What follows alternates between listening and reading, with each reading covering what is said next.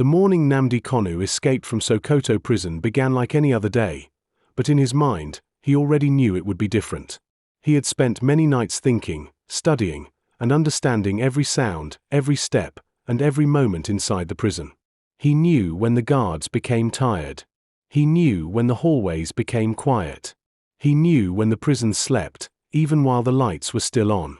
All this knowledge came from long days of silence and long nights of careful listening. He woke up earlier than usual that morning. The sun had not yet risen, and the sky outside the small window was still dark enough to hide everything. The air in the prison was always cold in the early hours, and that coldness touched his skin as he sat up on his bed. He took a slow breath and listened. He was not listening for danger. He was listening for the quietness that told him the time was right. The hallway outside his cell was calm. One guard was on duty, and Nnamdi had watched this guard for weeks. The man was older and often tired. He sometimes struggled to stay awake once the night was almost over. Nnamdi had seen him yawn countless times. He had seen him rest his head against the wall. He had even seen him close his eyes for a few seconds when he thought no one was watching. Today, those small habits would open a door. Nnamdi stood up slowly. He did not rush. He moved with a calmness that came from deep thinking and quiet planning. He adjusted his clothes, making sure they looked ordinary, nothing suspicious. He waited for the guard's footsteps to move away for a moment. He heard them fade, exactly as he expected. The guard was walking back to his chair near the end of the hallway. A moment later, silence returned. The prison light above the hallway flickered. It had been flickering for days. Today, it went dim, leaving a small shadow across the floor. This shadow was enough to hide small movements. Nnamdi stepped into that shadow like someone walking into a safe space. He walked softly, placing each foot down like he did not want it to make a sound. The guard was sitting with his head leaning back. His eyes were half open, then slowly closing again. He did not see Nnamdi walking past. He did not even turn his head. Nnamdi did not look at him. He simply continued walking, steady and calm. There was a door near the kitchen area of the prison that many people ignored. It was used mostly by workers who carried supplies. Nnamdi had noticed long ago that the lock on this door was loose. It did not fully click into place unless pushed hard, and most of the workers never pushed it properly. He had told himself that this door might one day be the key to freedom. When he reached the door, he placed his hand on it and pressed gently. He felt the lock move slightly. He pressed again. It opened. A soft breeze touched his face from the outside world. For a moment, he closed his eyes and felt that breeze like it carried a message of hope. He stepped through the door and closed it behind him without a sound. Outside, the darkness still covered everything, but darkness was safer for him. No one could see him clearly. No one would know he was no longer inside his cell. He pulled a simple cloth over his head and face, something he had kept hidden for a long time. It was not to hide his identity from everyone, but to make himself look like any ordinary worker leaving the back area of the prison. He walked slowly at first, making sure not to draw attention. After a few minutes, he increased his pace. The ground outside the prison was uneven. The narrow path behind the buildings was full of stones, dry leaves, and small patches of sand. He had walked that path in his mind many times, even though he had never stepped on it before today. He knew exactly where it led. He followed the path until he reached a wider open area behind an old fence. He looked left and right. No one was there. The world was still half asleep. He continued walking until he reached a small old car that looked like it belonged to a worker or someone who lived nearby. It was parked under a tree where shadows covered most of its shape. He opened the door, sat down, and took a deep breath. He did not start the engine immediately. He waited, listening again. Everything was still quiet. No alarms. No shouting. No running steps. That meant no one knew he was gone yet. He finally turned the key. The engine started softly. He drove away, not fast, not slow, just enough to blend into the morning silence. The road was empty. The sky was beginning to change color as the first light of dawn touched the horizon. By the time the sun rose fully, Nnamdi Kanu was far from Sokoto prison. and no one inside the compound had even realized he had left. The news of Nnamdi Kanu's escape reached the prison officers just after 7 in the morning. At first, it came as a confused shout from one of the guards. He ran through the hallway, calling his supervisor's name again and again. At that moment, people inside the prison did not fully understand what he was saying. They thought maybe he had found something unusual or a prisoner had fallen sick. But when he finally reached the control room, he said the words that changed everything inside the building. He is gone. Nnamdi Kanu is gone. The officers inside the room froze for a moment. They looked at one another, waiting for someone to tell them it was a mistake. One officer rushed to the screen that showed the hallway cameras.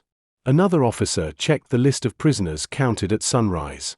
Another ran toward the cells to see for himself. But it was true. The cell was empty. The bed was empty. The blanket was still neatly arranged. The door showed no force, no damage, no sign of struggle.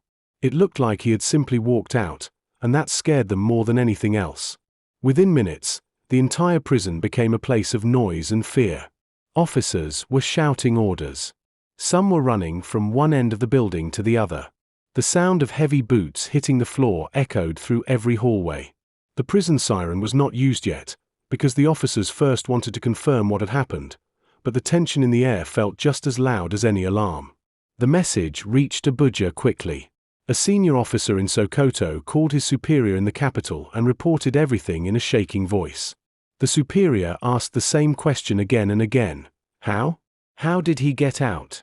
Who opened the door? Who was on duty?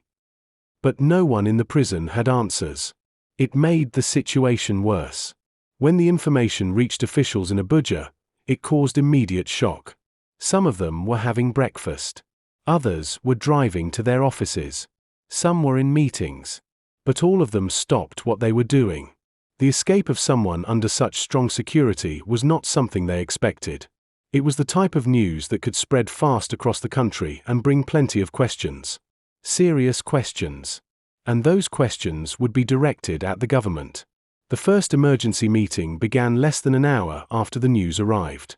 Everyone sat around a long table, some with files in their hands, others with phones pressed to their ears. The room was filled with stress. Some people tried to remain calm, but their voices revealed how worried they were. One official said, "This is a major problem. We must handle it carefully."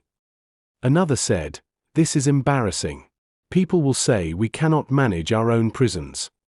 Someone else said, "We need the full story before the public hears anything." Reports from Sokoto kept coming in. Each report only added more confusion. There were no broken locks. No damaged doors. No signs of outside help. No noise reported during the night. It looked like he had simply walked out while everyone slept. That explanation sounded impossible, but it was all they had. The government decided to send investigators to Sokoto immediately. They wanted to inspect everything themselves. They wanted to question every guard, every worker, every officer who had been on duty. They wanted to check every camera, every lock, every record of the night before. They believed someone must have helped him, and they wanted to find out who. Meanwhile, the head of the security team stood up during the meeting and said, "We must act fast. If this news spreads before we control it, people will panic, and some will celebrate. We must release a statement before the story becomes bigger." The others agreed. A public statement was prepared quickly. It said that the government was investigating the situation and that the escape was being taken very seriously. The statement also promised that all efforts were being made to locate the escaped prisoner. The words looked strong on paper, but the people in the room knew they did not yet have a clear plan. They were speaking with confidence because they needed to, not because they felt it. Behind closed doors, officials were more honest. They said they were shocked. They said the situation made them look weak. They said the escape could cause political pressure. Some worried that other prisoners might try similar things. Others worried about how the public would react once the news spread fully. The government ordered immediate actions across Sokoto. Roadblocks were set up on major roads. Officers were stationed at bus stops and motor parks.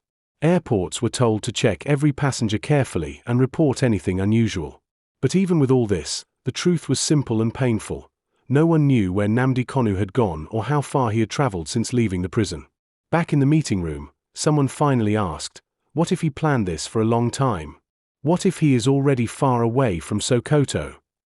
No one answered. They all knew the possibility was real. The day continued with more calls, more reports, and more confusion. The government wanted a solution fast, but the situation was slipping out of their hands. And as they kept searching for answers, Nnamdi Kanu was already moving far beyond their reach. By the time the government released its first public statement, journalists across the country were already searching for more information. They wanted reactions, comments, and explanations. They wanted to hear not only from officials but also from those closest to the case. Naturally, the first people they ran to were Nnamdi Kanu's lawyers. The legal team had been working on his case for a long time. They knew every detail of his situation. They knew the troubles he had faced, the complaints he had raised, and the fears he had shared privately with them. So when they received the call from reporters asking for an urgent meeting, they were not surprised. They already expected that the world would want to hear from them.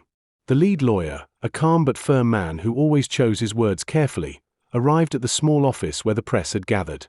Reporters stood waiting with notebooks, microphones, and cameras, though the lawyer cared more about what he needed to say than the chaos around him.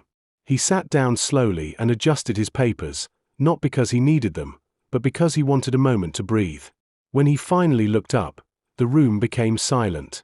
One reporter asked the first question, "Did you help Nnamdi Kanu escape?"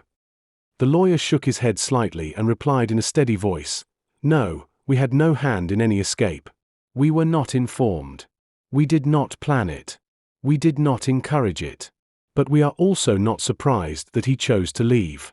Anyone in his situation, treated the way he has been treated, might make the same decision."